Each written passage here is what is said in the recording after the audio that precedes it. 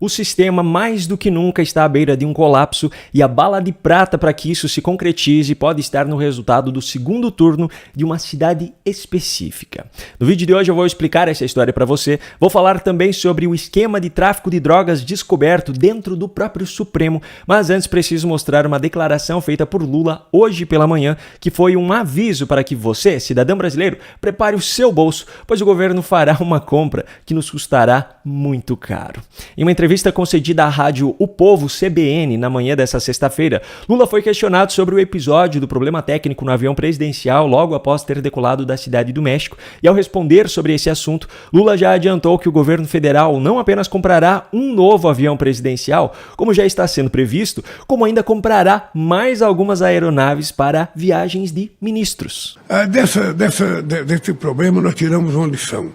Nós vamos comprar, sabe, não apenas um avião, mas é preciso comprar alguns aviões para que o Brasil, um país grande, com 8 milhões e meio de quilômetros quadrados, sabe, com todo 360 mil quilômetros de florestas, sabe, tropicais, com 8 mil quilômetros de fronteira marítima, 5 milhões e 500 mil quilômetros quadrados de água, que é sob a responsabilidade do Brasil, nós precisamos nos preparar. Não dá para a gente ser pego de surpresa, então nós vamos nos preparar. Eu pedi para que o ministro da Defesa me fizesse uma proposta, nós vamos comprar um avião para o presidente da República, entendendo que a ignorância não pode prevalecer. Um avião para o presidente da República não é um avião para o Lula, ou para o Fernando Henrique Cardoso, ou para o Bolsonaro, ou para quem foi presidente. Não, um avião para o presidente da República é um avião para a instituição, presidente da República, quem quer que seja eleito presidente da República.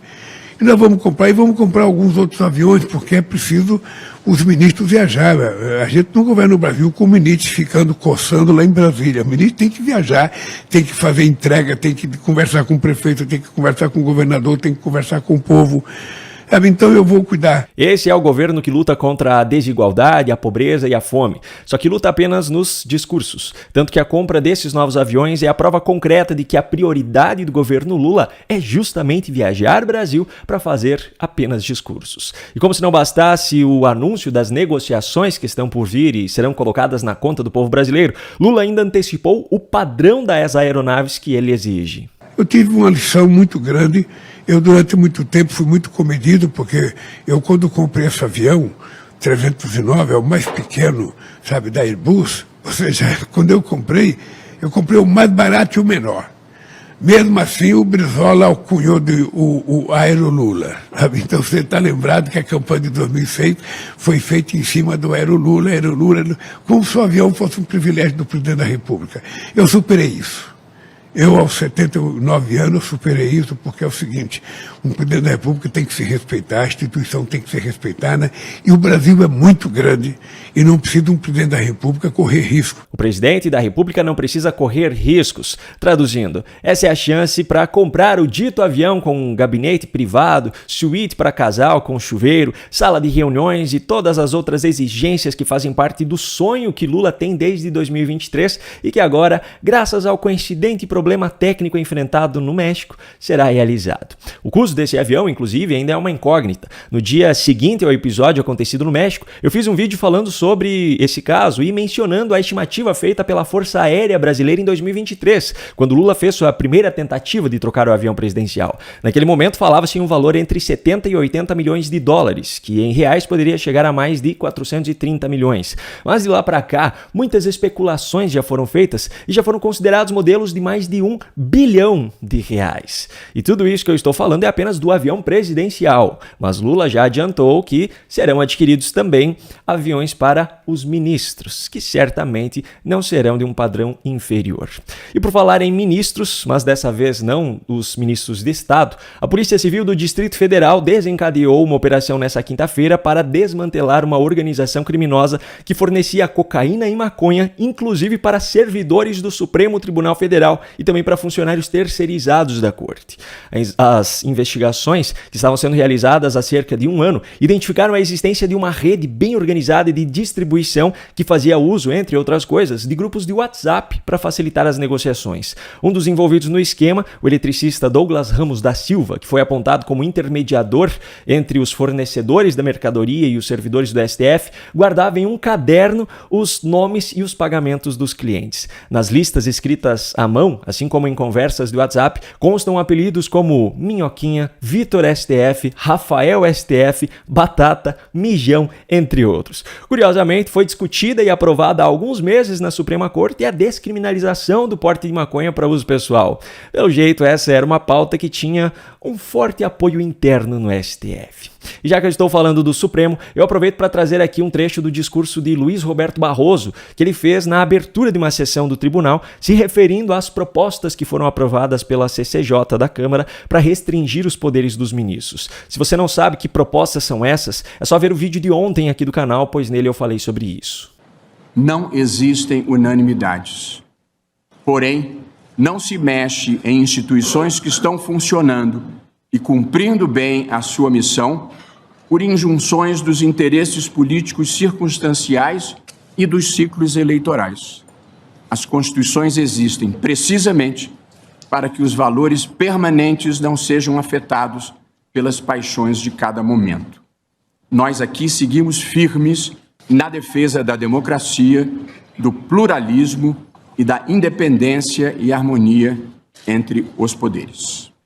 Não se mexe em instituições que estão funcionando. A pergunta é, funcionando para quem? Para os próprios integrantes, será? Porque a visão da maioria do povo brasileiro é completamente diferente. Enfim, esse é apenas mais um sinal de que o sistema está percebendo que está mais ameaçado do que em qualquer outro momento da história, e é justamente sobre isso que eu vou falar agora. Mas antes preciso apenas lembrar você que na descrição desse vídeo você encontra o link para acessar o e-book que eu preparei compartilhando 7 maneiras diferentes para você derrubar completamente os argumentos da militância de esquerda, essa ideologia que está destruindo o Brasil. Se você está assistindo a esse vídeo em outro lugar que não seja o meu canal aqui no YouTube, ou se você não achou esse link, basta digitar no seu navegador esse endereço que está aparecendo na sua tela nesse momento. Agora vamos lá. O sistema mais do que nunca está à beira de um colapso e a bala de prata para concretizar essa queda pode estar no resultado do segundo turno de uma cidade específica. Me permita explicar essa história para você.